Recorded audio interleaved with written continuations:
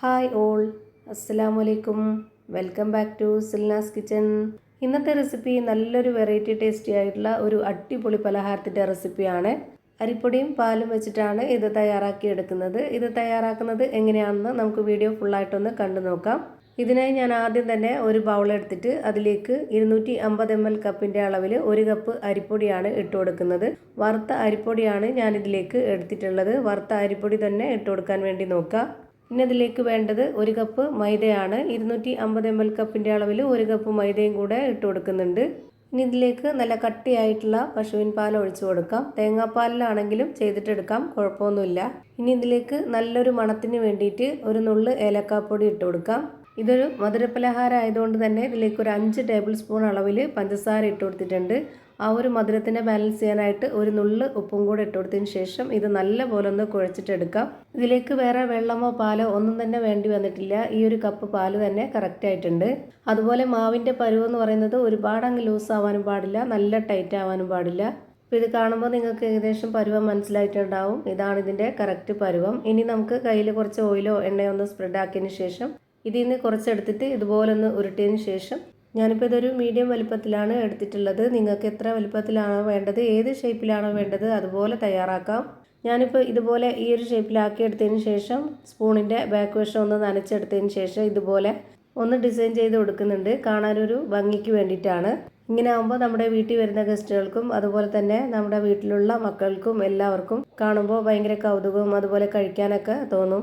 ഇപ്പം ഞാനിവിടെ ഒരെണ്ണം ചെയ്ത് കാണിച്ചു. ഇതുപോലെ തന്നെ ഒന്നുകൂടെ ചെയ്ത് കാണിക്കാം. ഇതിനായി കയ്യിൽ കുറച്ച് ഓയിൽ ഒന്നുകൂടെ സ്പ്രെഡ് ആക്കിയതിന് ശേഷം ഇതിലേക്ക് കുറച്ച് മാവ് എടുത്തിട്ട് ഇതുപോലൊരു ഷേപ്പിലാക്കി എടുക്കുന്നുണ്ട്. ഇതുപോലെ തന്നെ ഞാനിവിടെ എല്ലാ മാവിലും ചെയ്ത് പാത്രത്തിലേക്ക് മാറ്റിയിട്ടുണ്ട്.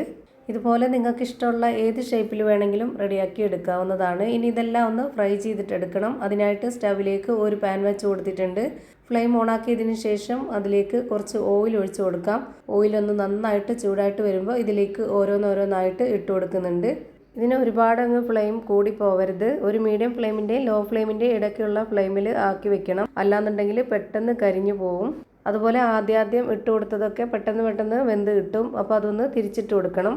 എന്നിട്ട് ഇതുപോലെ ഓരോന്ന് വേവുന്നതിനനുസരിച്ച് തിരിച്ചു മറിച്ചൊക്കെ ഇട്ട് കൊടുത്തിട്ട് നല്ലപോലെ വേവിച്ചെടുക്കുക. ഇതെല്ലാം വെന്ത് വരുന്നവരേക്കും ആ ഒരു ഫ്ലെയിമിൽ തന്നെ വെച്ച് കൊടുക്കുക, എങ്കിലേ എല്ലാം ഒരുപോലെ വെന്ത് വരുള്ളൂ.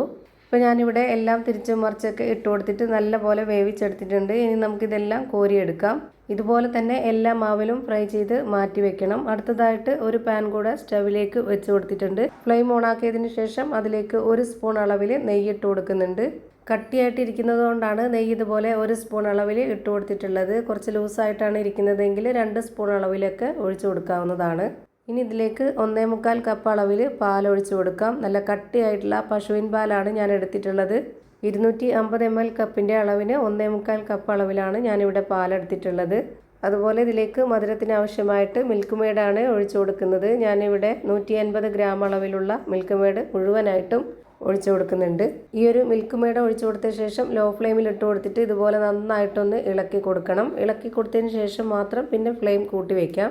ഇനി പാൽ നല്ലപോലെ തിളച്ച് വന്നതിന് ശേഷം 1-2 സെക്കൻഡ് കഴിയുമ്പോൾ ഇതൊന്ന് ലോ ഫ്ലെയിമിൽ ഇട്ട് കൊടുത്തിട്ട് ഇതിലേക്ക് നമ്മൾ നേരത്തെ ഫ്രൈ ചെയ്ത് വെച്ചിരുന്ന ആ ഒരു കൂട്ട് ഇതിലേക്ക് മുഴുവനായിട്ടും ഇട്ട് കൊടുക്കുക. മുഴുവനും ഇട്ട് കൊടുത്ത ശേഷം നമ്മളിത് തിരിച്ചും മറിച്ചും ഇട്ട് കൊടുത്തിട്ട് ഇടയ്ക്കിടയ്ക്ക് ഹൈ ഫ്ലെയിമിലിട്ടും ലോ ഫ്ലെയിമിലിട്ടും ഒരു 5 മിനിറ്റ് നേരം ഇതൊന്ന് വേവിച്ചെടുക്കണം. ഇങ്ങനെ ചെയ്യുന്നത് ഒരു പ്രത്യേക ടേസ്റ്റാണ്. ഇത് പുറത്തോട്ട് പോവാത്ത രീതിയിൽ നല്ലപോലെ തിളപ്പിക്കുകയും ചെയ്യുക. അതുപോലെ തന്നെ ലോ ഫ്ലെയിമിൽ ഇട്ട് കൊടുക്കുകയും ചെയ്യുക. പിന്നെയും തിളപ്പിക്കുക. അങ്ങനെ ആ ഒരു രീതിയിൽ നമ്മളിതിനെ ഒരു 5 മിനിറ്റ് നേരം വേവിച്ചെടുത്താൽ മതി.